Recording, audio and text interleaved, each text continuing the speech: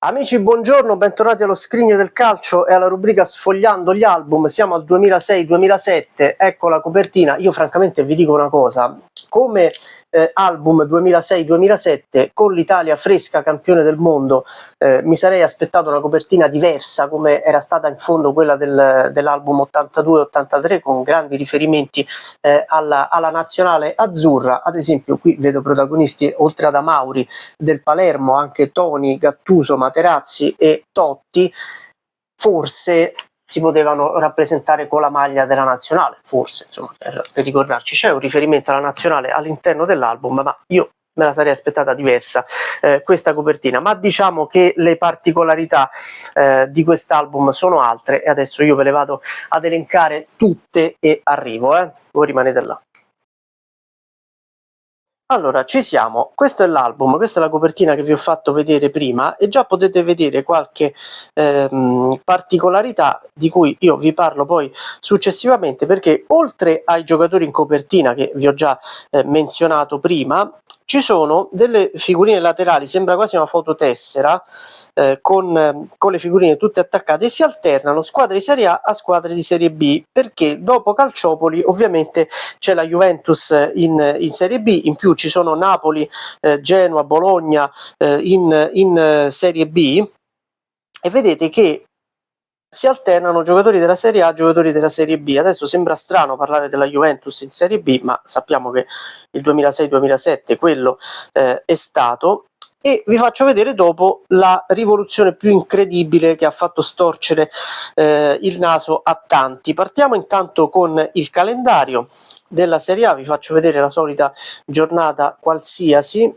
Ecco, prendiamo questa decima, 5 novembre del 2006, così vi vedete anche le squadre che c'erano in Serie A.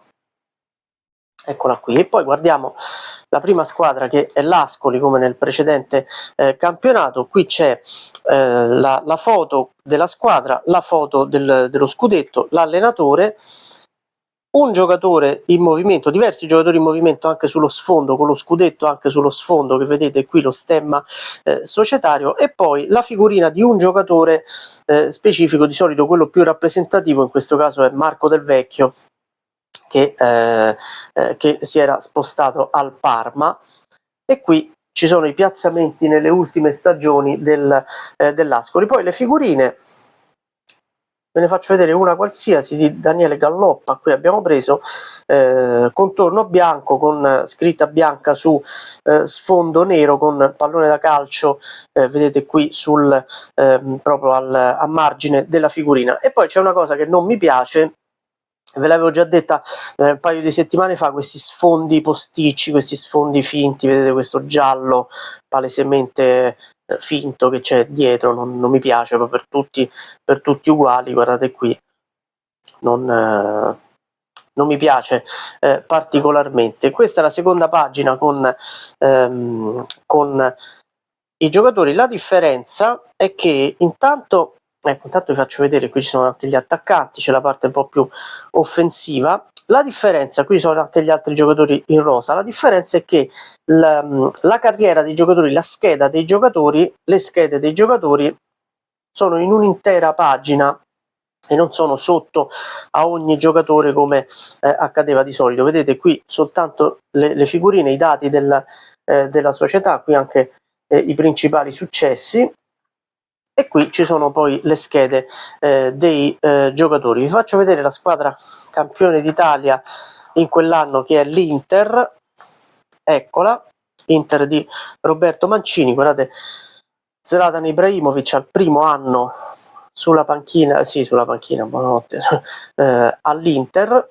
Eccolo, vede Mancini, e questa è la figurina dell'Inter campione d'Italia con i vari giocatori. Qui c'è il capitano Zanetti in movimento, vedete, comunque con formazione molto moderna già dell'album. E qui vi faccio vedere anche i giocatori d'attacco. Comunque guardate che attacco con Adriano, Crespo, Ibrahimovic, Cruz.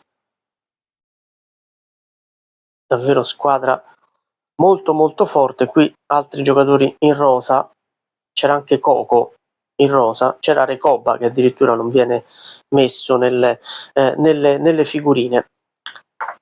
Poi, se siete pronti, io vi faccio vedere quello che sconvolse i grandi appassionati ed irritò molto i grandi appassionati, soprattutto i collezionisti delle figurine. Intanto questa è la Serie B, qui i soliti Albidoro, questa è la Serie B, prendiamo una giornata qualsiasi di questa storica Serie B con la Juventus, con il Napoli, con il Genoa, con il Bologna, con il Verona, cioè parliamo veramente di squadre storiche. Qui c'è un Juventus Brescia che tante volte avevamo visto anche in Serie A, qui Napoli Juventus in Serie B, veramente incredibile. Se siete pronti, eccoci qua. Cioè, la cosa incredibile è che con quella Serie B la Panini decide di fare le figurine grandi e singole anche per la Serie B, e questo irritò tantissimo i collezionisti. Per quale motivo? Perché loro sognavano, ma non perché odiassero la Juventus, ma perché sapevano che quella era l'unica occasione di vedere la Juventus in Serie B, e quindi volevano avere la collezione delle figurine della Juventus doppie, piccole, e invece è come se la Juventus fosse in Serie A. Vedete il Bologna, adesso ci arriviamo alla Juventus, eccola qua, la Juventus 2006-2007, allenata da Didier Deschamps, che è praticamente uguale alle squadre di Serie A, e questo diede tantissimo fastidio ai collezionisti che, vi ripeto, sognavano di avere la collezione di figurine della Juventus doppia, con la doppia figurina della Serie B, e invece queste figurine sono, se prese singolarmente, come una qualsiasi. Vedete, Buffon potrebbe essere tranquillamente la Serie A, è vero che c'è scritto Serie B qui sotto, ma insomma, comunque parliamo di qualcosa di storico che poi non si è più verificato. Ovviamente ne giovarono le altre squadre di Serie B, che ebbero un po' più di gloria, non tanto quelle di Serie C, perché guardate, non tanto la foto delle squadre, vedete che è più o meno come sempre per le squadre del C1, guardate gli scudetti piccoli piccoli. Questa è la C1, girone A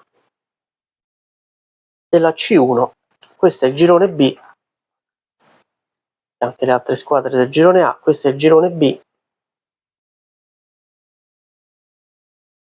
e questi sono gli scudetti delle squadre del girone B, vedete, molto piccoli.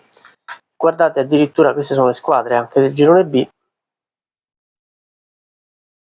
divisione tornata decente, anche se con Ravenna spostato nel girone B, ma diciamo divisione decente. Guardate la C2, calendari minuscoli, tutti messi nella stessa pagina.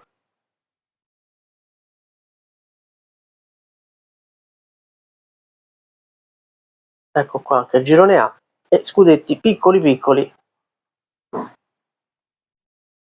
forse per guadagnare spazio, forse per compensare il fatto di aver fatto la Serie B più grande. Questi sono tutti gli scudetti della Serie C, qui c'è il Rieti, qui vicino casa mia.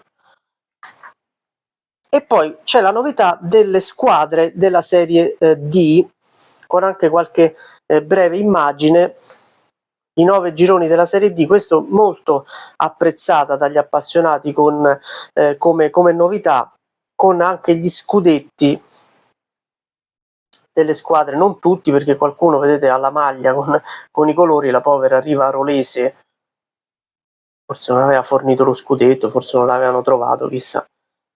Qui ci sono tutti gli altri scudetti, però insomma interessante anche l'approfondimento sulla Serie D.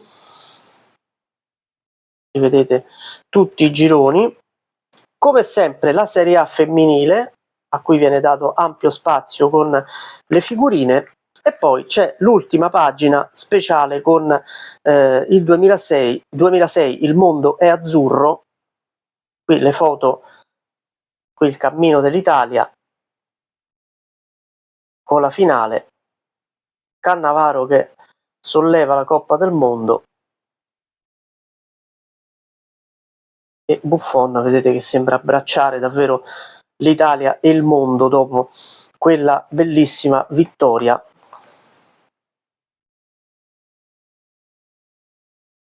Ecco qua.